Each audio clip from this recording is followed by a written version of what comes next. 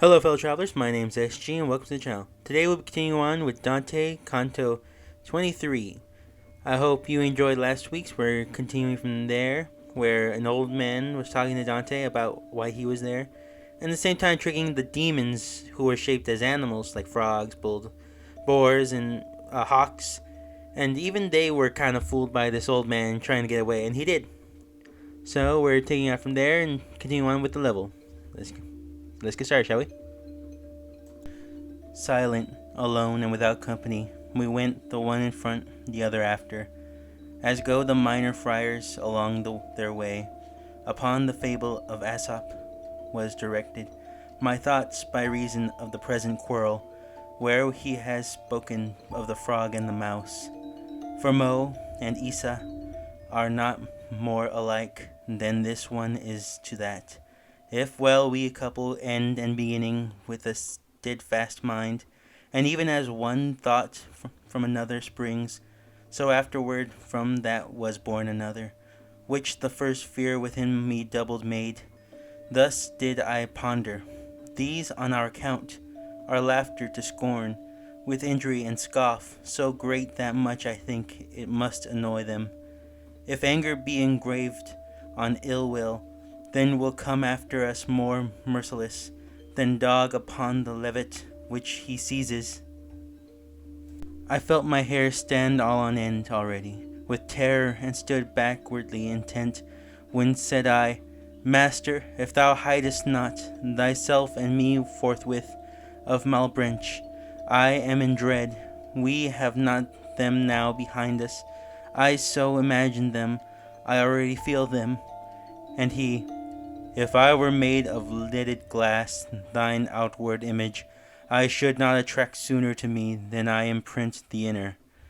For now thy thoughts came in among my own, with similar attitude and similar face, so that both one counsel soul I made. If pre-adventure to the right bank so slope that we in the next Bolgia can descend, we shall escape from the imagined chase. Not yet he finished rendering such opinion, when I beheld them come with outstretched wings, not far remote, with will to seize upon us. My leader, as he sudden seized me up, even as a mother who by noise is wakened, and close beside her sees the enkindled flames, who takes her son and flies and does not stop, having more care of him than of herself, so that she clothed her only way a shift, and downward from the top of a hard bank, spun he gave him to the pendant rock, that one side of the other Bolgia walls.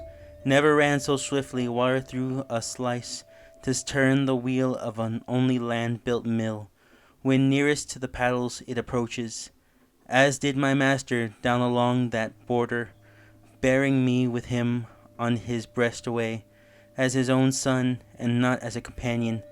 Hardly the bed of the ravine below, his feet had reached, ever they had reached the hill, right over us, but he was not afraid, for high Providence, which had ordained to place them ministers of the fifth mote, the power of thence departing took from all. I painted people there below we found.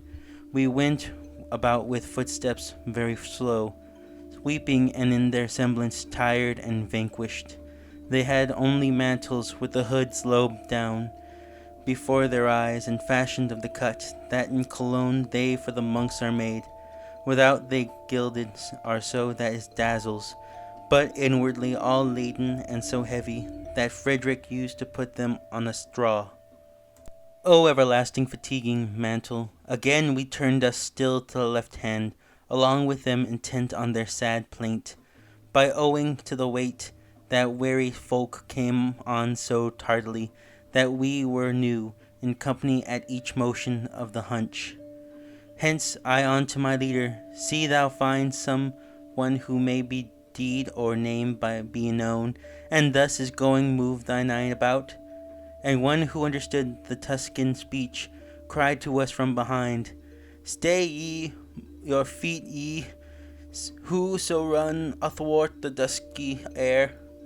Perhaps thou it'll have from me that thou demandest. Whereat the leader turned him and said, "Wait, and then according to the pace proceed." I stopped, and two beheld in show great haste of spirit in their faces to be with me, but the burden and the narrow way delayed them. When they came up long and an eye askance, they scanned me without uttering a word. Then to each turned and said together, "He by the action of his throat seems living, but if thy dead are, by what privilege go they uncovered by thy heavy stole?"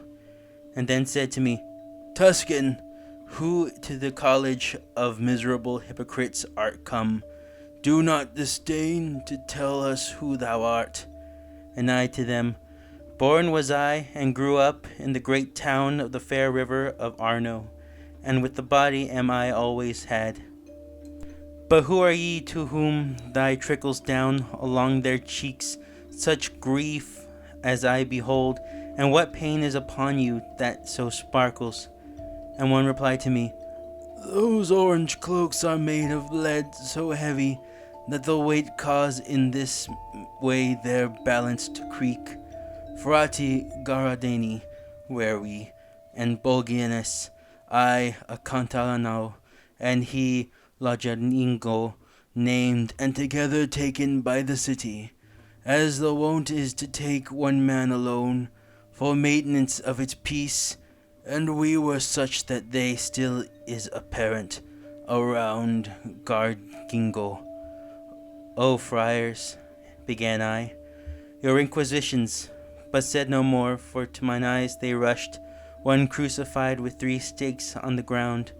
When me he saw, he writhed himself all over, blowing into his beard and suspirations, and the friar Catalin, who noticed this, said to me, "This transfixed one, whom thou seest, counseled the Pharisees that it was meet to put one man to torture for the people. Crosswise and naked is he on the path, as thou perceivest, and he needs must feel, whoever passes first, how much he weighs.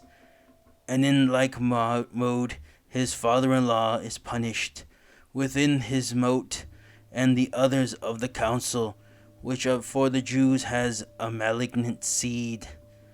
And thereupon I saw Villaginius marvel over him who was extended on the cross, so vilely in eternal banishment. Then he directed to the friar this voice, "Be not displeased, if granted thee to tell us if the right hand any pass slope down, by which we too may issue forth from there, without constraining some of the black angels to come and extricate us from this deep." Then he made answer, "Nearer than thou hopest there is a rock. The 4th from the great circle proceeds, and crosses all cruel valleys, save that at this 'tis broken, and does not bridge it. You will be able to mount up to the ruin. The long slopes, and at the bottom rises." The leader stood a while with head bowed down, then said, "The business badly he recounted, who grapples with his hook the sinners yonder." And the friar, "Many of the devil's vices once heard I at Bulgia, and among them that he's a liar and the father of lies." Thereat my leader with great strides went on, somewhat disturbed with anger in his looks, whence from the heavy leaden I departed, after the prints of his beloved feet. Well, now we've read this chapter, let's talk about it, shall we? In this one, Dante and Virgil were continuing down the path when they suddenly felt the presence of bad demons. Demons that were so powerful that even Virgil felt that he had to get Dante and jump off the ledge to a lower level, where they would not be reached sooner or later. There, when they reached that level, they find their way to the land of stealing hypocrites, of lying hypocrites. These are ones that have said they believed in something and then lied about it at the same time, who are willing to go back on their own words, much more like the priests from earlier. There they meet two men who try to point them in the right direction while at the same time telling them their story, and that the robes they wear that make them look like monks are actually their punishment. They have to wear them to a degree and have to it's kind of like their weight to bear in the situation, I guess you could say. They have to wear it as punishment. The cloaks are made of silver, and every step they take, they have wounds on both their hands and feet, so that whenever they walk or touch something, it will hurt. And then on top of that, they had to carry this heavy weight with them wherever they go. And from there, we then go on to the next level, or at least where these men are claiming that Virgil seems to understand where they're going. Well, I hope you guys enjoyed this chapter. We'll continue on next week. We're almost finished, so please stick around till the end. I hope you do. I hope you all enjoy listening, at least, or following along if you do. And thanks again for going along with the series. I know it's been a long one since the beginning of October. And yeah, I'll see you guys next time, and hope you enjoyed. Please like and subscribe down below. See ya.